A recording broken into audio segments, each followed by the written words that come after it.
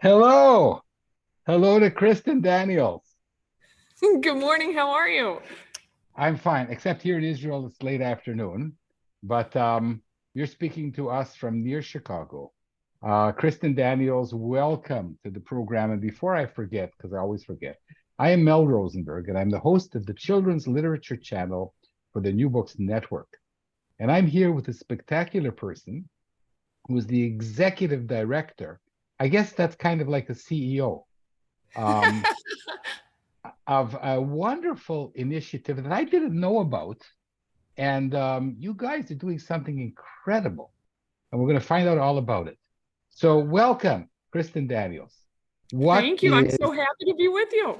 I'm more happy. So, tell us all about Bernie's Book Bank. Absolutely. So, Bernie's Book Bank, we were talking just earlier. We are located just north of the Chicagoland area. We are a nonprofit organization, and our primary focus is on children's literacy.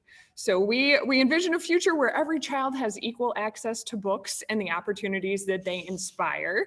But on a more local scale, what we do is help to provide books to children that need them most. So kids that don't necessarily have libraries in their own home or access to the same books and early education pieces that so many of our kids do. Okay, so I have a gazillion questions. Where Um, should we start? okay, so let's start with Bernie and his son Brian, who uh, Yes. who had this wonderful idea. Absolutely. So, our founder, Brian Floriani, began Bernie's Book Bank in 2009. After his father passed away, and his father had been a huge advocate for education and reading and literacy, just a giant fan of books, if we can put it so simply. Bernie had passed away, and Brian had a life change and a career change, and decided to dedicate his time and his passion to helping to provide books and education pieces, literacy to children in and around the Chicagoland area. When he made his original career change, he worked as a paraprofessional, so a teacher support aide in a school district not far from where we're located now. And he saw firsthand the need for support in the children's literacy movement. And quite frankly, he realized that he could help a few children at a time when he was working in the school, but he just thought bigger than that, wanted to be able to help more kids. And he started the book bank. So we came from very humble beginnings and we've grown tremendously in less than So 15 so years. okay, so two things. First of all, he also had golf schools, That's right? true. So Brian was a PGA pro before he founded the book bank. It's a wild, untraditional career path, and if you've met him, you would understand why. He's just that passionate. if I didn't live in Tel Aviv, I would be on the next plane. Um, and you know what? I would love to meet you guys sometime because what you're doing is sensational. And what Thank you. he's not a religious person. There's nothing behind this. He doesn't want to inculcate children with some love of some particular something. He just wants them to be literate. Correct. There's no ulterior motives at all. When you meet Brian, you will understand he's a passionate person and he dreams big, and he attracts that kind of attention and momentum. So he saw that there was a problem. He knows firsthand how literacy and education was a big part of how he grew up and how his family functioned. And he wanted to make sure that all children had access to those tools. So in his mind, it's a very solvable problem, and we are nearly 25 million books into helping Chicago area kids solve that problem. Incredible. So how does it work? It's Run us through this. First of all, I guess your job, I read a little bit about your biography. You've been involved in all kinds of projects of helping to run nonprofit organizations and raise funds. So I guess the first thing you have to do is raise between $4 and $10 million a year. that is a big range, but it's not far off. So our operating budget is a little over $4 million a year. We would like to grow that because we know that there are additional children and schools that we can serve. We're also looking to expand our efforts. So You before we want get to you want to do the world. right. May I remind you? Who wouldn't? It's a solvable problem. Most of us have had these gifts and everyone deserves them. So if we can, we will. That's part of my coming on board in the spring is adding to the initiative that we have here in the Midwest specifically. But before that, essentially what we do is we partner with local schools. They tend to be Title I schools. So there are schools that at least 40% of the children qualify for free or reduced lunches. That way we kind of know that there is a need there, not something that we personally need to verify, but there's a need there that the school has verified, and we know that we are reaching the constituents that we're hoping to reach with our gifts. So we partner with these schools. Currently, we partner with about 1,200 schools a year, which is a wildly large number. We provide books to about 2.5 million kids in the Chicagoland area. So we partner with these schools. We go in, we source, process, and distribute is how we talk about it. But we bring books into our facility. We have relationships with publishers. Oh, hold on, Kristen. One second. I know. Where do we start? My job is to guide you through this labyrinth. Okay, so you have a way to identify the children who have a need for books. How old are these kids? So they are typically school age, but we provide books from birth through 6th grade. Okay. And because I found out about you through Carol Doringer, who was also on the program with this wonderful book about skunks, published by Sleeping Bear. And the next thing I know, it was like 5 months ago, she writes on Facebook, "Hey, you're not going to believe this. Bernie's Book Bank is distributing 50,000 of my books, of my stinking skunk books." And I'm like going, wow, what is this about? What is this? Is this Skunk Lovers of America? And it's incredible. So, okay, so you have the children, you've identified the children, and I'm guessing that many of these children don't have books at home. Correct. Wow. We know the good majority of them do not have books at home. So we didn't want to just provide a library space. We want to give them the tools that they can bring home with them. They can share with their families or caregivers. They can trade with their friends at school. And they get a Bernie, one second, I got to get it right here. A Bernie Book Bank bag. Yes. They get one of our famous lime green bags. I should have one in here so that I can show you. Come on. One of our famous bags. We have 8 books in each of the bags. There's a variety of new and gently used books that go in there. So all the students receive different books when we come into their classroom. And they always get 8 books. Yes, 8 books, 8 age-appropriate books. Does it come with lunch? It should. You should see the kids dive in when they get them. There's nothing else on their mind, but pure joy when they get the books. It's a lot of fun. It's incredible. So each kid gets 8 books. So hundreds of thousands, 2.5 million children in the Chicago area get 8 books a year or 8 books one time. 2.5 million books a year. They get 8 books per year at school. And when we partner with a school, we stay with the school. So it's not one and done. We come back every year. When we leave there in September, we say, we'll see you again next September. And we work with the teachers, we work with the administration. So we know the numbers of students they have in their school, the ages of those students, so that we can get the right kind of books into their hands as well. Oh, so you segued. Well done. I'm catching on. A few minutes late, but I'm catching on. My next question. What kind of books? It's a great question. So we have a variety of new and used books. We partner with publishers that let us purchase books at a far reduced rate than what you traditionally would. Sometimes we get overruns or the extras that they have. Sometimes we do a print run so that we can really target a specific book the way that we have with your friend or our friend Carol. But we also partner with community members in acquiring used books, gently used books.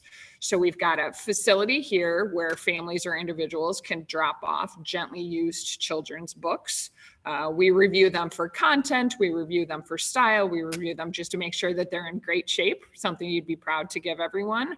And then we We decide the age group that they're most appropriate for, and we've got some really cool tools that help us do that leveling job. And the kids get a variety of books. So fiction, nonfiction, we have graphic novels. We try and be current.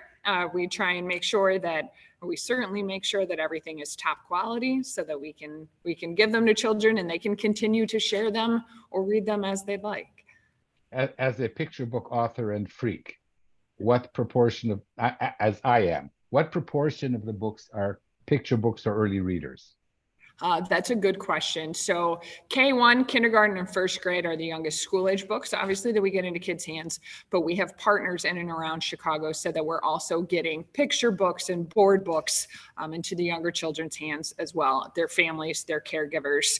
So we work with women, infant, and children clinics. We work with hospitals in the local area because, as you know full well, and most parents do, the earlier that you read with a child or to a child or for a child, the earlier that they learn to incorporate that into their daily lives, right? The sooner we can get books to kids, the better it is. It's just a little different process when they're not yet school aged. So Kristen, you're also a publisher of sorts. Well, we partner with some really dynamic publishers, and we have great friends and authors. Yeah. So how does that work? Do you have an editor?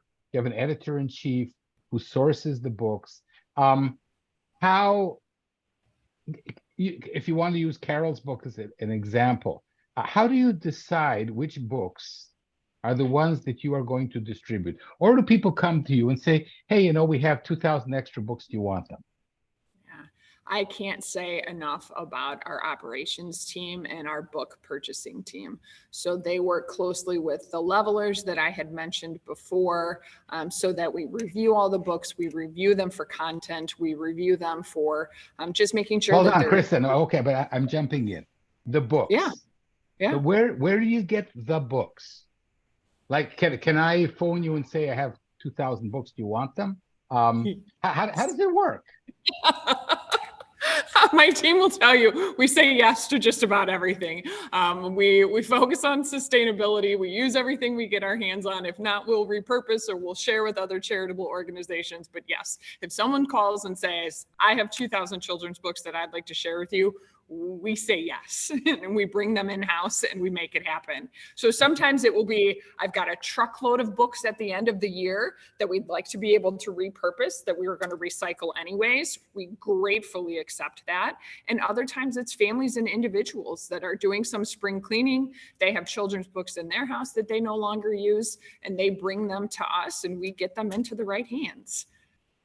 Okay, that's incredible. I'm guessing that the slightly worn books are books that people have loved and enjoyed and are passing on. And these are really high quality books. Yes. But what I'm thinking, and I'm saying this out of awe, and the reason I call you a publisher is because you now get to pick which books. And if you say to me, well, we take all the books that are given to us, but does that give you the best books for these children? Or maybe it gives you, because lots of people have books. I mean, I can send you 1,000 books tomorrow. That doesn't mean that they're good books. Right? You know the field. It's an excellent question. So here on site, we've got about 35 staff members that work with us on making sure that the books are not only in great condition, but that they are the quality of books that belong in these children's hands. And we have some added dimensions that we pay a lot of attention to as well. We want to make sure that our books show representation. We talk about windows and mirrors. If you're giving a child a book, do the characters look like them, act like them, live in the neighborhoods that they do? Do they have similar interests? That's important to us as well. We have dual language books. We have books that are particularly or specifically in Spanish that we get into the schools that are in neighborhoods that have that as a thread into their community network as well. So no, there's a lot of thought that goes into making sure that the books are not only in good shape, but that they're great content getting to the kids as well. Okay, but I mean, so how much does it cost for you to print? If somebody comes to you and say, here, I'm feeling really good. Okay. Take my picture book and make 10,000 copies and distribute them. It'll Sure. cost you between maybe $1 a book or something, right? To make 10,000 books. Right. So we talk about that as our print runs, and we have the ability to do that a few times a year. We've got some publishing partners that help us. And yes, the cost of sourcing, processing, and distributing a book, we say, is less than $2 per book. Sometimes it's far less than $2 a book. Sometimes it's a little closer to two. But when we bring them into the facility, we not only have staff time, but we've got a really amazing volunteer network that helps to source, get those books into bags, make sure that they're age appropriate, make sure that we're ready for distributions.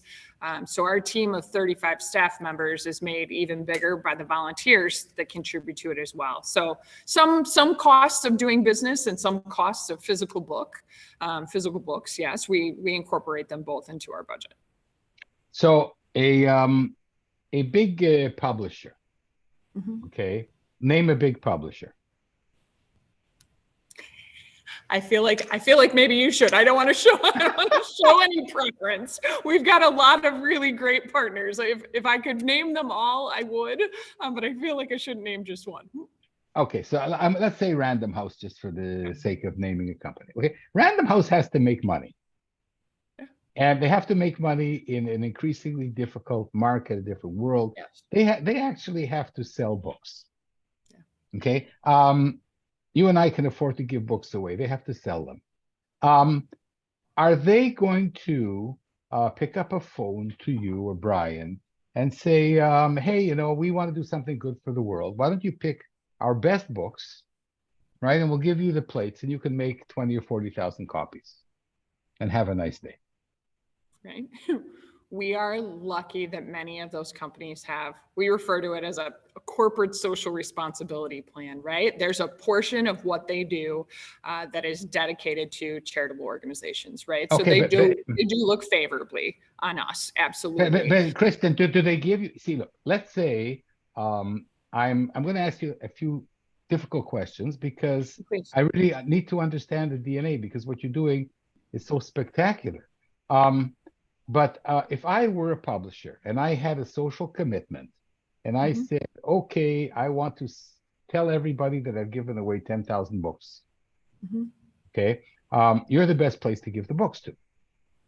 But am I going to give you the best books? Am I going to give you the books that I haven't managed to sell this year? It's a good question. We get a combination of both.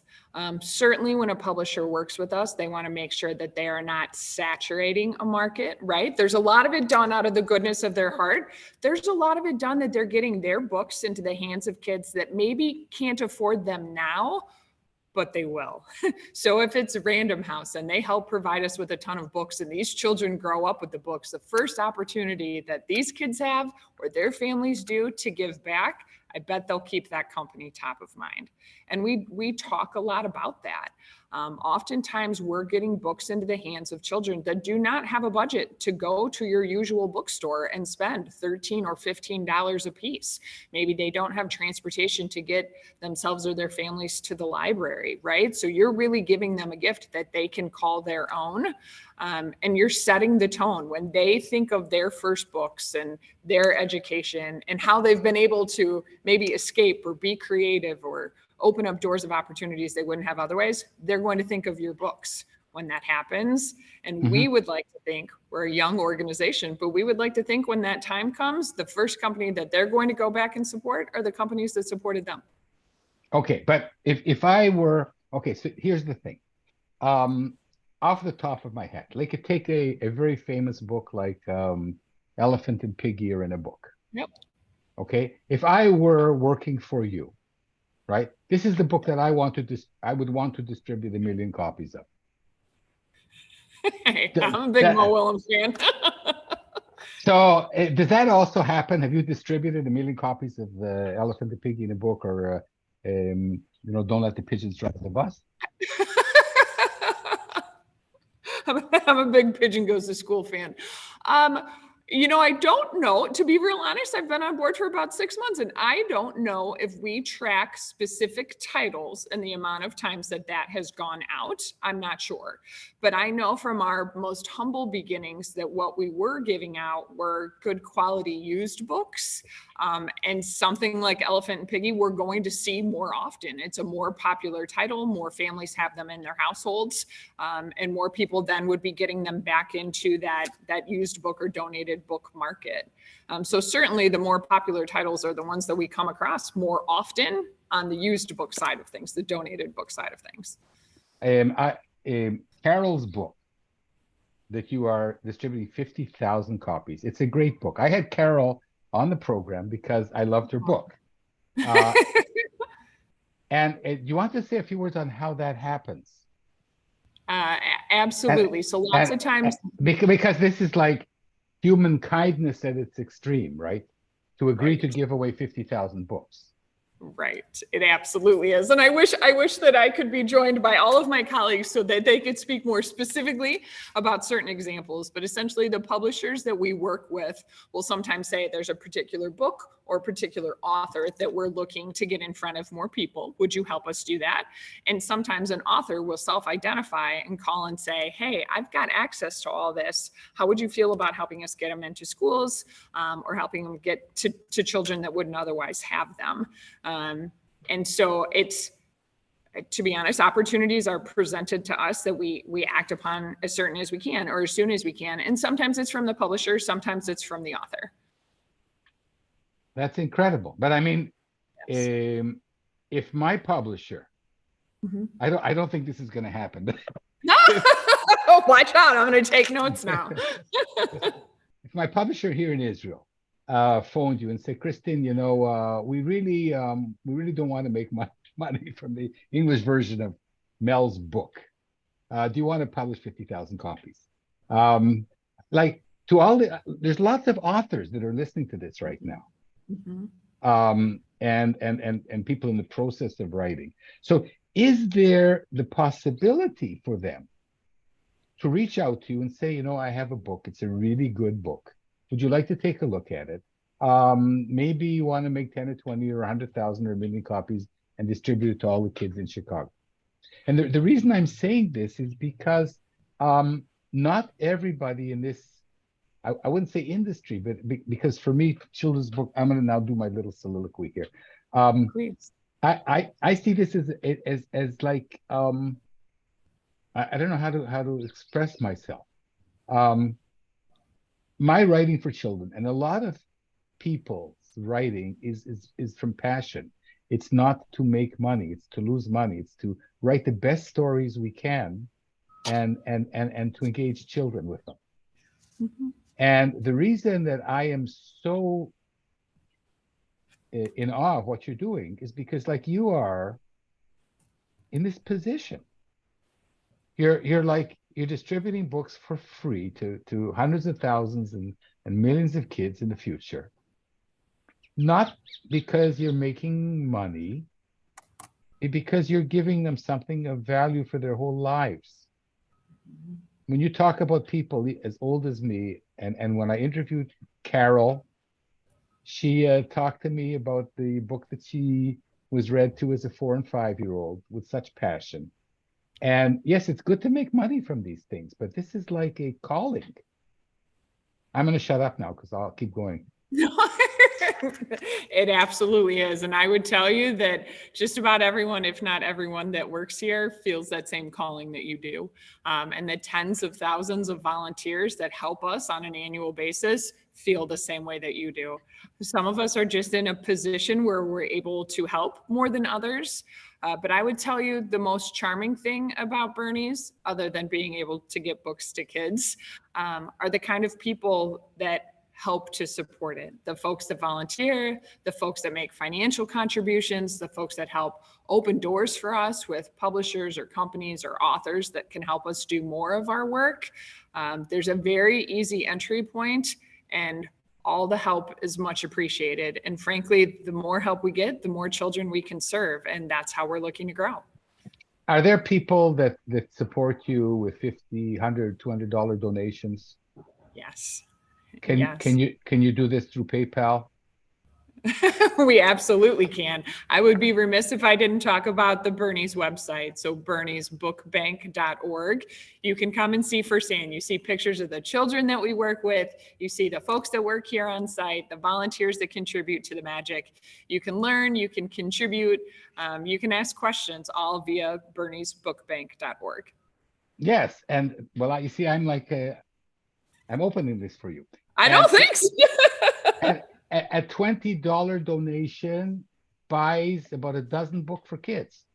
Yeah, so we talk a lot about $16 provides a bag of books for children.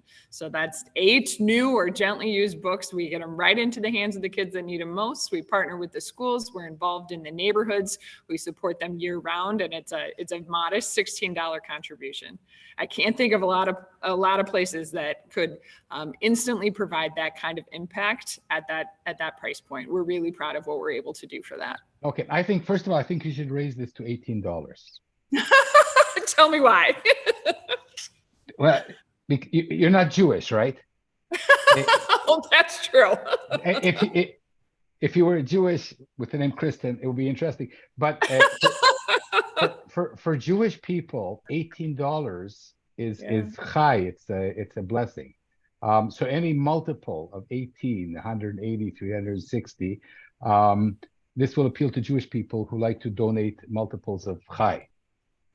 So you can charge people who aren't Jewish $16, but for the Jews, you should have a $2 surplus. You see, you're getting a chai donation. I love that. Yeah, but you have to be able to say chai. Hi. Okay, well, we'll work on that later. Not bad. So the first thing we can do is help you. So people who want to support this, it's amazing. I'm going to send you a modest check because I want to support Carol. I think it's, I'm going to buy a bunch of skunk books. I spent my life studying bad breath. I saw her book. I said, oh, this is right up my alley. It's perfect. And authors can write to you and publishers can write to you and you're going to answer them. I mean, they shouldn't write to you. They should write to whom? Who do you write to?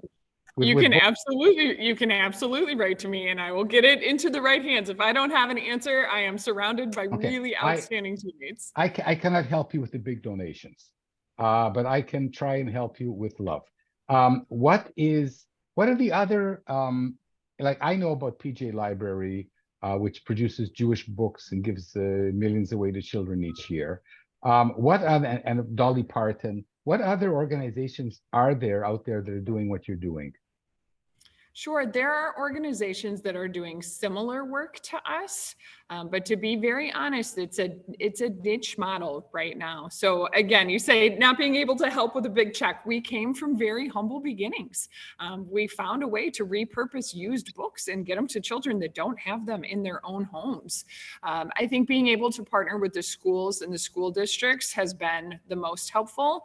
And obviously being in a large network like Chicago. So we are outside of the city, but we know the neighborhoods that need our services. And we are also surrounded by not only very generous individuals, but very generous and large corporations that have helped us in the past. So they help us by coming in to volunteer. They help us by making financial contributions.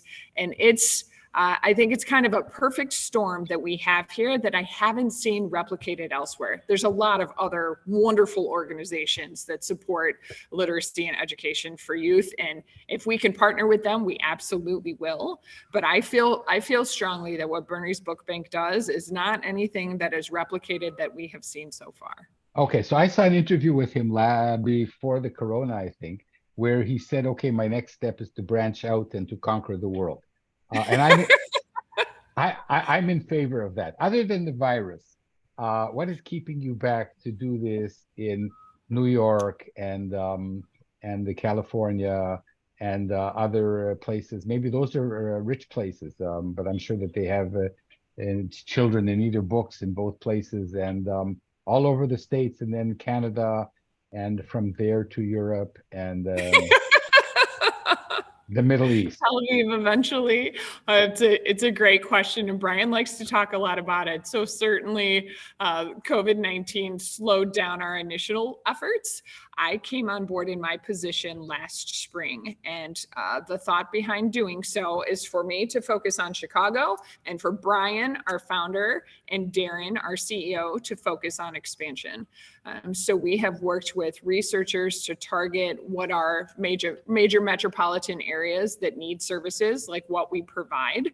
But we wanted to dig a little deeper and see what of those cities have kind of a similar setup to Chicago, where they do have philanthropic neighborhoods around that particular area. They do have corporations that might be willing to contribute or volunteer.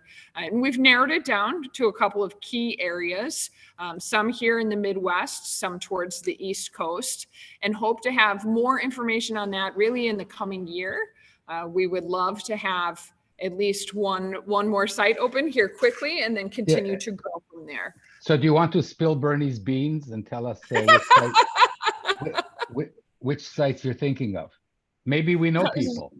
Most urgently, where we're looking to is Milwaukee. So just about an hour north of where we are here in the Lake Bluff area, but similar in need to Chicago.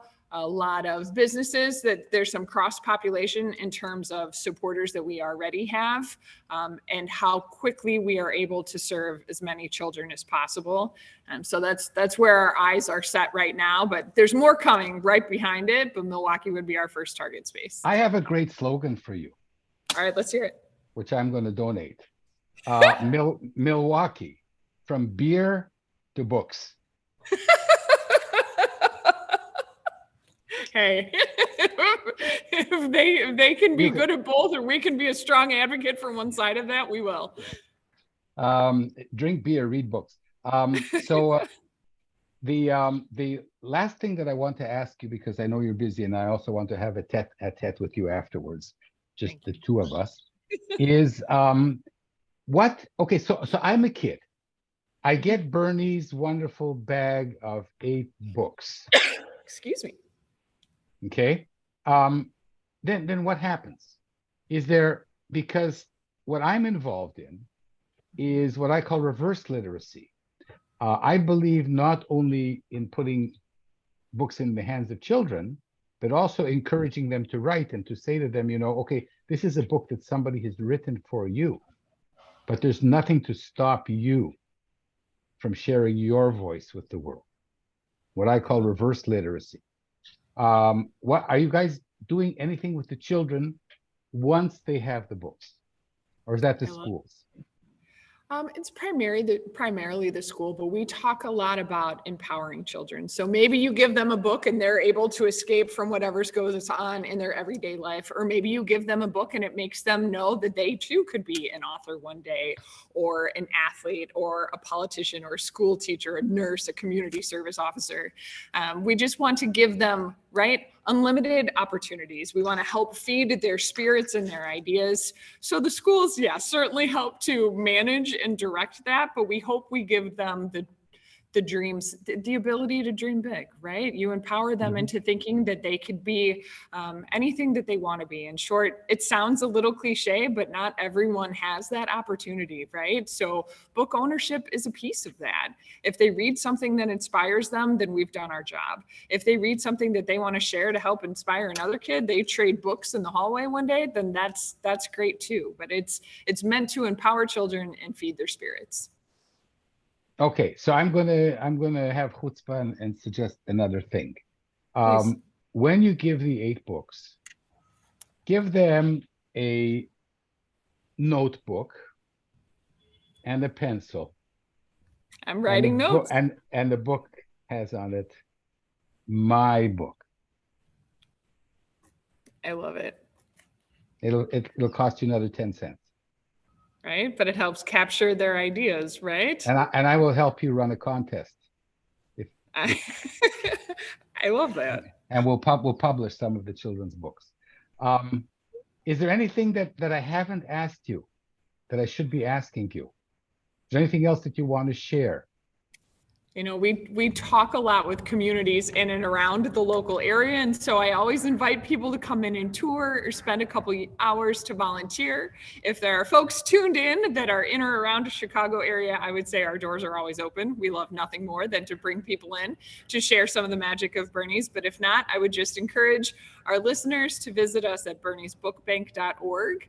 And see some of the magic that we provide, see how you might be able to help support or engage, or how we might be helpful in your neighborhoods, near or far. So listen, hundreds and thousands of people who are in this, I'm tempted to say industry, but you see it isn't an industry. You've proven that it's much more than an industry. Yes. It's a movement. It is. It is. And for many of us, it's a calling. A calling. And I want everybody that's listening to find some way to reach out to you. What you're doing is remarkable. I don't know who among the people I've interviewed lives in the Chicago area, but I'm sure a lot of people who are listening, their hearts are with you in this enterprise. And Kristen Daniels, it's been remarkable talking to you. I feel ridiculously idiotic that I didn't know about this initiative before, but we have remedied that, and I hope that a lot of people who didn't know about Bernie's Book Bank now know.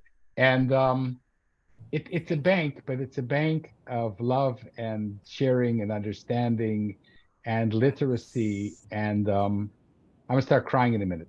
So what I'm going to do is thank you for being on the show. This is the first time that I've interviewed anybody like you with any enterprise of this kind. And if there are any other people who want to reach out in this vein, wow. So count me in as a volunteer of some kind. And thank you. It is our great pleasure to help empower children through book ownership. And Kristen Daniels, it's been wonderful having you, the executive director of Bernie's Book Bank, a wonderful enterprise that shares millions of books with millions of children. And may you grow and prosper, as the Jews say. And please go out and come back in, and we'll have just that tete-a-tete. And to everybody else, this is Mel Rosenberg. You see, I remembered, the host of the Children's Literature Channel of the New Books Network. And it's been wonderful talking to Kristen Daniels about this remarkable project. Thank you. Thanks, Mal. Bye, everybody, except you, Kristen. You go out and come back.